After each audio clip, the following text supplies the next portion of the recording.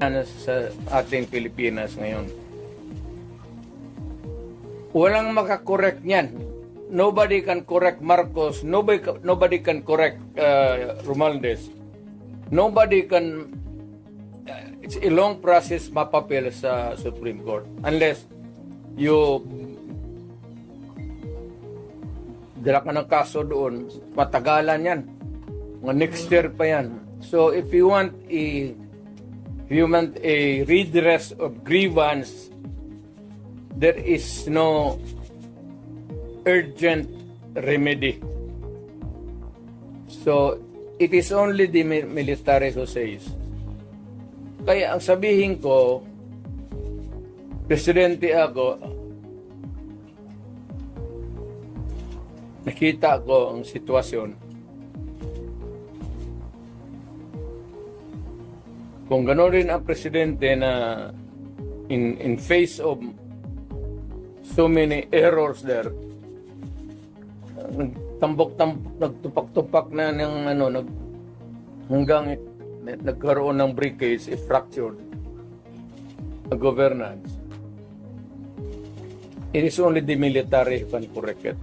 Are you saying a military junta can answer? No. Sinabi ko sa lahat yan, magtanong ka ng sundalo niya, yung mga opisyal dyan. Sinabi nang magpunta ka. Sinabi ko lang, it is only the military who can correct it. Now, to answer your question, ibig kong sabihin ang military, well, it's an option sa military. One, they just can sit there sa upuan nila, doon sa bukid, maglinis ng barel. Magsabi lang sila na we are not anymore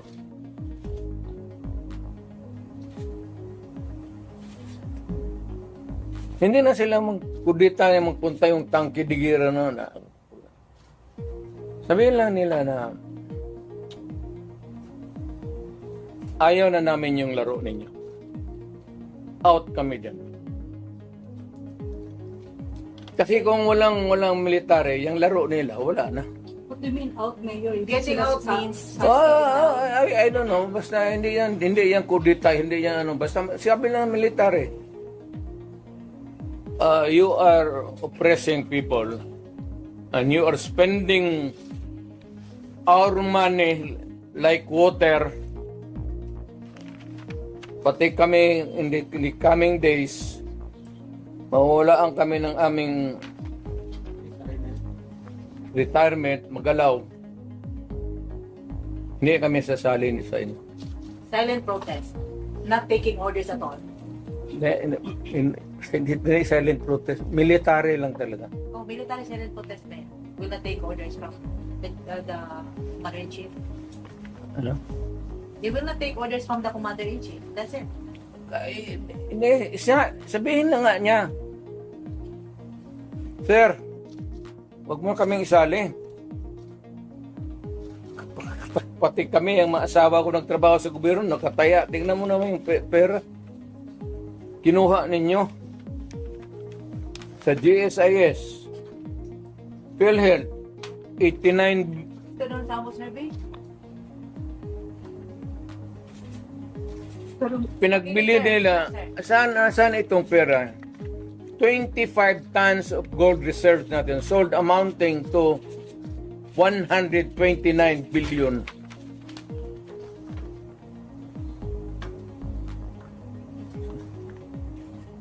At least sa Congress kung may resolution tapos a bill that would correspond with it, there's an explanation of how the money is going to be spent. Pero ito, paano ito ngayon? Sila lang nakaalam nito. Yung Maharlika, sila lang nakaalam nito. Walang participation ng people dyan pati ito. So, ganitong 25 tons. Alam ba ng military yan? Hindi sabihin nila, kung wala hindi na kami sasali ng laro ninyo. Pero Mayor, Ano para gagawin nila? play safe naman ang How do you military describe ngayon. the military na Do you think si Browner po ay mag-react nito?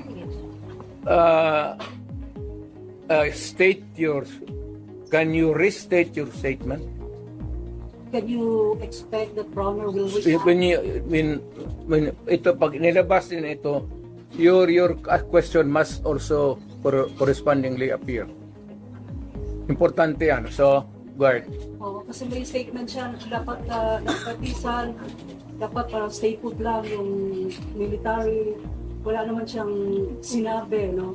In fact, si Inday nga nagsabi na tulog-tulugan yung chief of staff.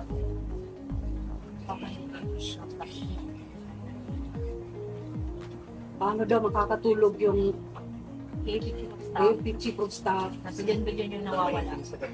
Matagal na siyang natulog. Alam niya yung commander-in-chief niya nagdudruga. Noon pa yan, alam na ng lahat. Baka siya lang ang hindi. Ang mga polis. Kaming taga Davao, alam namin si Lagdameo nagdudruga. Kasi kasama namin siya palagi dito sa diyan kay Pedro. Kaya yung sip-on mag-usap kami, yung sip-on Lagdameo magtulo yan.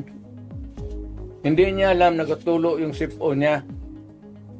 Minsan gano'n na lang yan.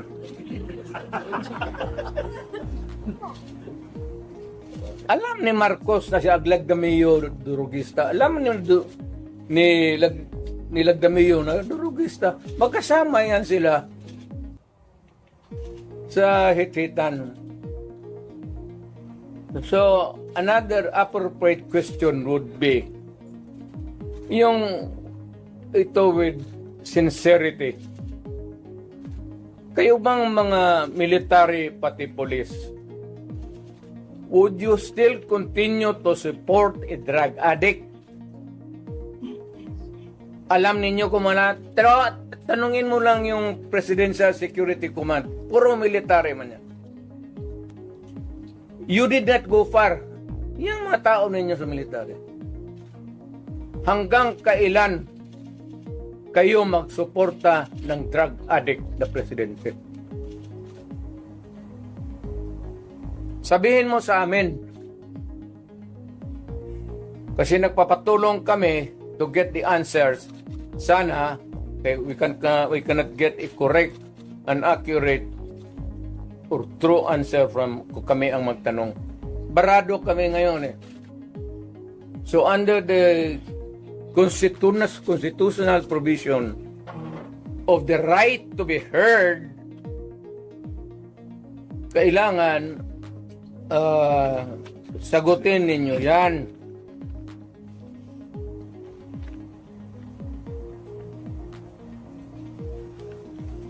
But would it help if one would... The right to be heard, the right to be informed. Importante yan. Constitutional provision yan. Mr. General sa military. And the right of the people to seek redress of grievance. Kayo lang ang makabigay niyan ngayon. The right of information, you protect that right and allow us to use it. And we are seeking for redress of grievance of the abuses of government. Huwag na lang yung dalawang babae na inaano nila. Karaming sabi, ganon, tantrum. Hysterical yun, hindi yun ano. Eh, kung ikaw may kasama ka na worker mo, nag-delirium na, what are you supposed to do? Ako sa isang tanong lang.